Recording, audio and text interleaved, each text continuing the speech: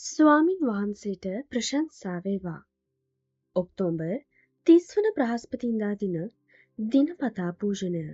Smart phone අනුකම්පාව. ඔබේ ආහාර ගෙනීමට රියදුරා ප්‍රමාද වූවාද?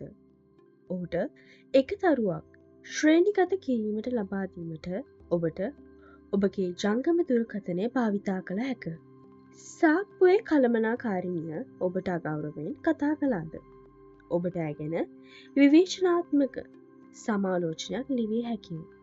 ස්මාර්ට් ජංගම දුරකථනය මගින් අපට සාප්පුවෙන් බඩු ගැනීමට, මිතුරන් සමග සම්බන්ධය තැබීමට සහ තවත් බොහෝ දේ කළ හැකි අතර ඔවුන් අපට එකිනෙකා ප්‍රසිද්ධිය අගීමට බලයද ලබා දී ඇත. තවද මෙය ගැටලුවක් විය හැකිය. නිවැරදි තත්ත්වයන් හෝ සාධකවලින් තොරව විනිශ්චයන් කළ හැකි බැවින් මේ ආකාරයෙන් එකිනෙකා ශ්‍රේණිගත කිරීම ගැටලු සහගතද. ඔහුගේ පාලනයෙන් තොර තත්ත්වයන් හේතුවෙන් ප්‍රමාද වූ නිසා රියදුරු දුර්වල ලෙස ඇගීමට ලක්වේ.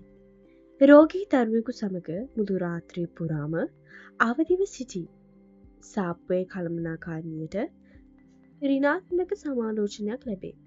අනිත් අයව මෙසේ අසාධාරණ ලෙස ශ්‍රේණිගත කිරීම අපි වළක්වා ගන්නේ කෙසේද? ඒ කළ හැක්කේ දෙවියන් වහන්සේගේ ශරිතය අනුගමනය කිරීම. ඉක්මෑම 34:6-7 දෙවියන් වහන්සේ තමන්ම විස්තර කරන්නේ අනුකම්පාවෙන් පූර්ණ වූ සහ දයාවන්ත වූ ලෙසයි.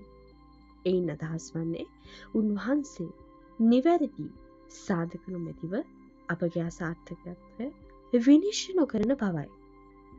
උදහස් වීමට ප්‍රමාද වන්නා වූ එයින් අදහස් වන්නේ උන්වහන්සේ එක් නරක අත්දැකීමකින් පසු ඍණාත්මක සමාලෝචන පළ නොකරන බවයි. අධිකතර කරුණාව සහ සැබෑකම දැත්තා වූ එයින් අදහස් වන්නේ උන්වහන්සේගේ නිවැරදි කිරීම අපගේ යහපත්තේ සඳහා පාලි ගැනීමට නොවන බවයි. එසේම පාපයත් ක්ෂමා කරන සේක. එයින් අදහස් වන්නේ අපගේ ජීවිතය අපගේ එක්තරු දිනවල නිර්වශනය කළ යුතු නැති බවයි. දෙවියන් වහන්සේගේ චරිතය අපගේ පදනම වියුතු බැවින් උන්වහන්සේම අපි ක්‍රියා කරන විට ස්මාර්ට් ෆෝන් භාවිතා කිරීමෙන් සක්‍රිය වන අපගේ රල් බව වළක්වා ගැනීමට අපට හැකිවන්නේ. මාර්ගගත ඔන්ලයින් යුගයේදී අප සියලු දෙනාටම අන් අයව දැඩි ලෙස ඇගීමට ලක් කර හැකියි. අද දින මද අනුකම්පාවක් ගෙනීමට ශුද්ධාත්මයන් වහන්සේ අපව බලගන්වන්නේ සේක්වා. දවසේ සිදුවිල්ල අන් අයට වැඩි අනුකම්පාවක් වෙන්නේ හැකියි කෙසේද? මාර්ගගත ඔන්ලයින් සිටින විට ඔබට වඩාත්ම අනුකරණය කිරීමට අවශ්‍ය දෙවියන් වහන්සේගේ කුමන ලක්ෂණයද?